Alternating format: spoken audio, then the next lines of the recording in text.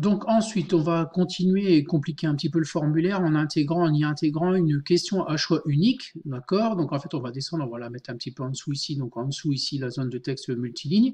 Donc alors, première chose à faire, ensuite, surtout pas oublier, en fait, ici, c'est d'activer en fait les assistants contrôle de formulaire. Donc c'est le bouton qu'il y a ici. Donc pour l'instant, il n'est pas activé, il est gris, d'accord? Quand je vais cliquer dessus, il va passer en bleu. Donc là, il est activé. Donc sinon, ça marche pas, hein. D'accord? Donc il faut bien activer ce bouton-là. Donc il faut le faire passer en bleu. Donc là, il l'est.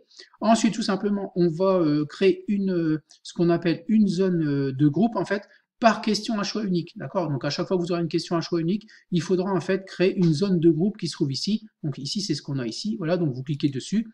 Et ensuite, vous allez cliquer glisser pour créer, en fait, voilà, pour créer la question à choix unique. Donc, ensuite, on va vous demander le nom des boutons que vous voulez. Donc là, je vais faire comme si j'allais demander en fait quel était le personnage principal en fait, hein. Donc vous mettrez le nom des personnages.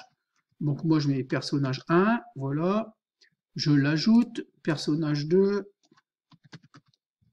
Donc bien sûr vous adaptez en fait, vous l'ajoutez, etc., etc. Donc c'est le bouton ici pour ajouter. Donc là c'est les boutons qui vont apparaître, personnage 1, personnage 2. Donc bien évidemment vous vous adaptez en fait en fonction de votre question, hein.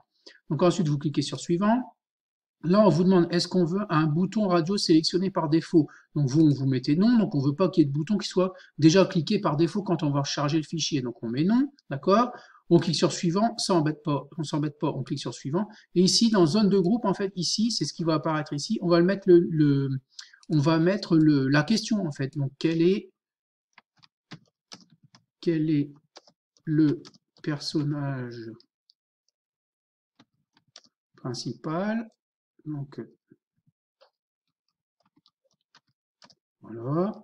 Et ensuite, vous cliquez sur terminer, d'accord? Donc là, vous avez en fait, alors vous pouvez la remonter si vous voulez, la question à choix unique, quel est le personnage principal, et deux cases, une des deux cases à cocher, puisque c'est une question à choix unique, d'accord?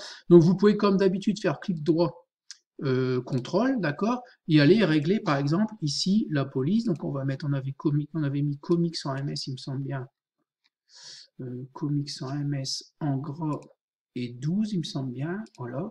On fait OK, et tout va se passer, voilà, tout va passer en comics en MS12, d'accord?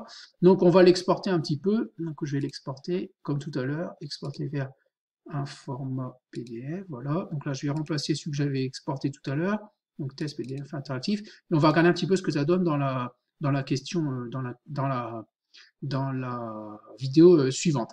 Donc en fait, à chaque fois, je vous répète, donc à chaque fois, bien ici activer en fait l'assistant de contrôle de formulaire, d'accord, les assistants de contrôle de formulaire, et il faut bien créer une zone de groupe à chaque fois qu'on a une question unique. Donc si on a une question à choix unique, pardon.